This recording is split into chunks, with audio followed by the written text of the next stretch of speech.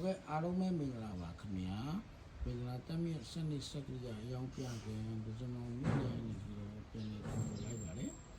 အခုဒီခါမှာတော့ကျွန်တော်ဒီသမီးတို့အွန်လိုင်းပွဲဈေးနှုန်းတစ်ခုနဲ့မီးစက်တစ်လုံးရောင်းချပြီးမှာဖြစ်ပါတယ်ဒီမီးစက်တွေကတော့ဒီဇယ်3မီးစက်ဖြစ်ပါတယ်ဝက်အနေနဲ့ကတော့ဝက်9500အထိထွက်မှာဖြစ်ပါတယ် AVR စနစ်ပါရှိတဲ့အတွက်ကြောင့်မို့ဘိုးကို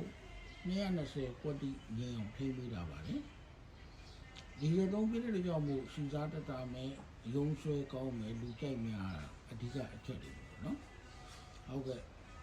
စက်ပုံလေးကိုတော့ကျွန်တော်ဗီဒီယိုမှာတင်ပေးထားပါမယ်ဈေးနှုန်းကတော့သူအောင်လောက်ပဲဈေးနှုန်းကတော့ရောင်းချပေးမဲ့ဈေးလေးကတော့24သိန်းကျပ်တီးတီးဖြစ်ပါတယ်ဒါလည်း3ရက်10လ2025နေပြီးတော့10ရက်10လ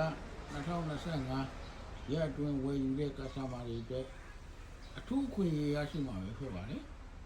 ဟုတ်ကဲ့အားလုံးပဲကျေးဇူးတင်ပါတယ်